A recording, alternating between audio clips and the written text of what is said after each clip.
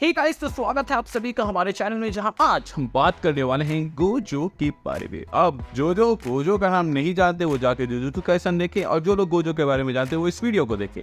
इसके बाद भी तो क्राइटेरिया आता है, अगर आप मांगा से अपडेटेड है तो इस वीडियो को देखें, और अगर आप बस एनीमे फॉलो करते हैं तो निकल लो, सब्सक्राइब मार के निकल लो और एक लाइक भी दे देना ताकि वीडियो चल जाए। खैर, द पॉइंट इज कि अभी मांगा में हम लोगों को सेकंड लास्ट पैनल के अंदर ये दिखाया जाता है कि सुकुना चचा ने गोजो को काट दिस, और इसके वजह से सब कोई शॉक्ड है।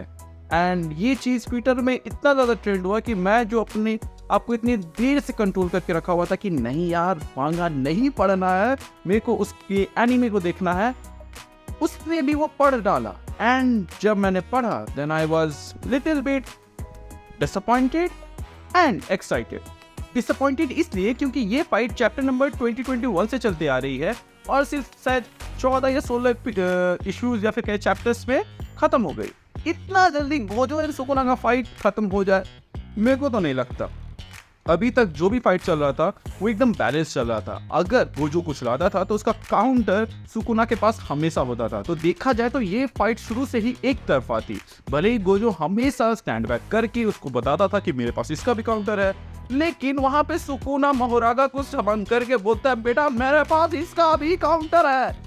तो यहाँ पर एंड में ये भी रिवील होता है कि बेसिकली सुकुना को मोहरागा की जरूरत सिर्फ इसलिए थी क्योंकि उसको ये मॉडल जानना था कि ये अडेप्ट कैसे करता है, जो कि अब सुकुना कर चुका है। तो शायद तक अब उसे मोहरागा की जरूरत भी ना पड़े।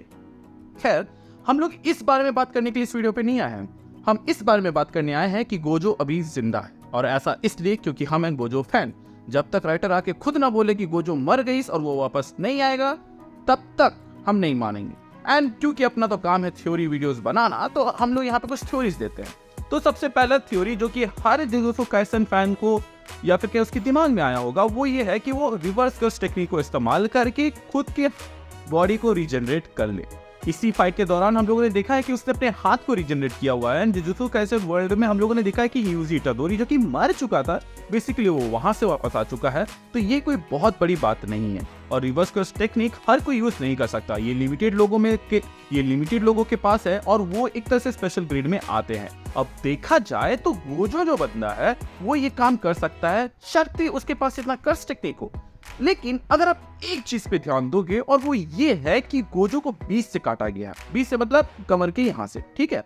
एंड आपको याद होगा कि जब तोजी ने गोजो को मारा था तो उसने कहा था कि बेटा तुमको ना मेरे को यहाँ से खत्म करने का था, क्योंकि अगर ऐसा होता तो ही वो वहां से वापस नहीं आ पाता। लेकिन बेसिकली ये यहाँ पे 20 से कटा हुआ है तो वो वापस आ सकता है, क्योंकि जुजुत्सु काइसन के वर्ल्ड में ऐसा कहा जाता है कि जो नेगेटिव कर्स एनर्जी है, जो कि रिवर्स कर्स टेक्निक के लिए जरूरी है, वो स्टमक से आती है। तो अगर वो स्टमक से आती है तो भैया अभी वो इंटैक्ट है, बस उसको वहां पे गोजो को अपने कॉन्शियसनेस को बनाए रखना है और फिर वो वहां से रीजनरेट कर सकता है। यहाँ पे गोजो ने ये भी कहा था कि वो उसके दिल से आता है, तो देखा जाए तो दिल तो भैया उसका अभी भी धड़क रहा है। और रहा बात कि भाई वो मर चुका है, तभी तो वो उस टर्मिनल वाले एरिया मतलब कि एयरपोर्ट में था। तो देखा जाए तो ये एक सिंबल के जैसा काम कर सकता है, क्योंकि लोग एयरपोर्ट जाते क्यों हैं, ठीक है, क्योंकि वो लोग उन लोगों को कहीं जाना होता है। एंड इसी चीज की वजह से एक और थ्योरी सामने आई, और वो ये थी कि मेमे और नानामी के बीच में जो बातचीत हुई थी, जहां पर नानामी को मेमे बोलती है कि अगर तुम्हें कुछ चेंज करना है या फिर बदलना है तो तुम्हें नॉर्थ की साइड जाना चाहिए, लेकिन अगर तुम वहीं रुके रहना चाहते हो तो साउथ में रुको, ठीक है। अब भले ही इसको हमें पहले दिखाया गया था, लेकिन ये कहीं ना कहीं थोड़ा सा रिजेम्बलेंस रखता है बुद्धिज्म के एक इवेंट से, जहां पर हमें ये दिखाया गया था या फिर ये बताया गया था कि जो बुद्धा जी हैं वो नॉर्थ की साइड गए थे, तब जाके उनको एनलाइटमेंट मिला था।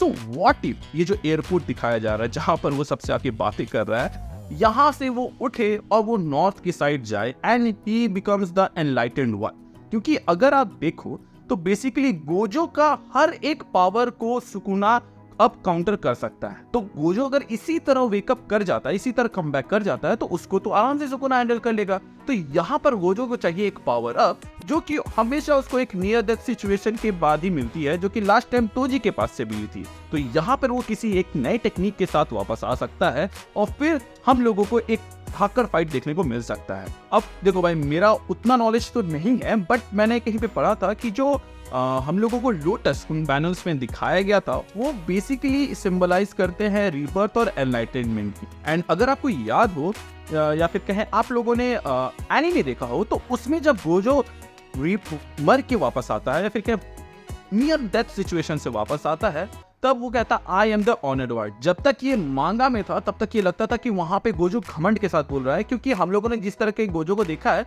ऐसा लगता है कि इसके अंदर घमंड कूट कूट के भरा हुआ है, लेकिन वहां पे वो एक एनलाइटेंड बीइंग के जैसा बात करता है, लेकिन वो चीज भी यहाँ पे फेल होते हुए दिखता है। तो मे बी ये वो फाइनल स्टेज हो जहां पर गोजो फाइनली एनलाइटेंड होता है एंड पावरफुल होता है। अब देखा जाए तो जो मैंने रिवर्स कर्स टेक्निक की बात की, वो हो सकता है कि गोजो खुद से ना कर पाए। खुद से ना कर पाए का मतलब ये है क्योंकि वो ऑलरेडी एग्जॉस्टेड था, तो यहाँ पे शोको, यूटा या फिर कोई और कैरेक्टर मदद कर सकता है।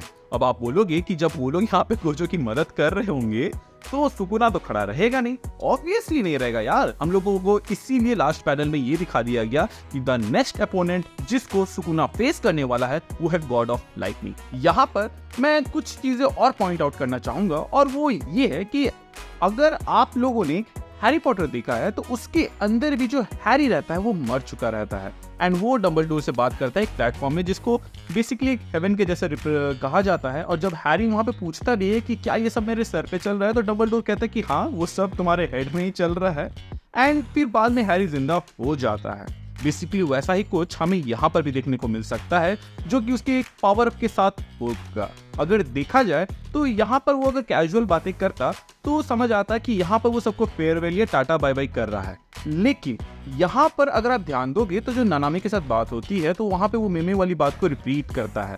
तो यहाँ पर एक एडिशनल न्यू इन्फॉर्मेशन जो दिया जा रहा है, अगर इसका कहानी में कोई यूज ना हो तो इसको यहाँ देने का कोई मतलब नहीं बनता। एंड जैसा कि मैंने कहा कि एयरपोर्ट एक ऐसी जगह है जहाँ से आप एक जगह से दूसरी जगह जाते हो, सो मे बी ये एक तरह से रेफरेंस हो या फिर इंडिकेट कर रहा हो, हिंट कर रहा हो कि गोजो यहाँ से एक बहुत बड़ी छलांग मारने वाला है। गोजो ऑलरेडी टॉप में था, लेकिन अब ये एक और बड़ी छलांग मारने वाला है। इसके अलावा एक और चीज पे फोकस करना, और वो ये है कि गोजो ये कहता है कि ना ही सुकुना अपने फुल पोटेंशियल में आया और ना ही उसने भी अपना 100% दिया। तो जब दोनों ही बंदों ने अपना 100% नहीं दिया तो भाई इन दोनों की फाइट पूरी हुई कहाँ? ये होना चाहिए एंड होगा। एंड आप लोग बोल सकते हो कि अगर ऐसा हुआ एंड फिर से गोजो वापस आके लड़ना शुरू कर देता है तो फिर ये कहानी जाएगी कहाँ, जिसके ऊपर हम अपने दूसरे किसी वीडियो में बात करेंगे। भाई सारी बातें एक ही वीडियो में कर लेंगे तब तो हो ही गया। खैर, जो भी मेरे दिमाग में था एंड जो भी बातें मैं सोच पाया वो मैंने यहाँ पर बता दी। आपका क्या कहना है इसके ऊपर, आप हमें कमेंट सेक्शन में जरूर बताइएगा। एंड ऑफ कोर्स पहला वीडियो है तो इसके अंदर कई सारी कमियां होंगी, तो आप हमें वो कमेंट सेक्शन के जरिए बता सकते हैं ताकि हम नेक्स्ट टाइम उनको रिपीट ना करें और नेक्स्ट टाइम आपको वही मिस्टेक्स लिखना ना पड़े। So, thank you for watching this video. Stay tuned and watch JJK.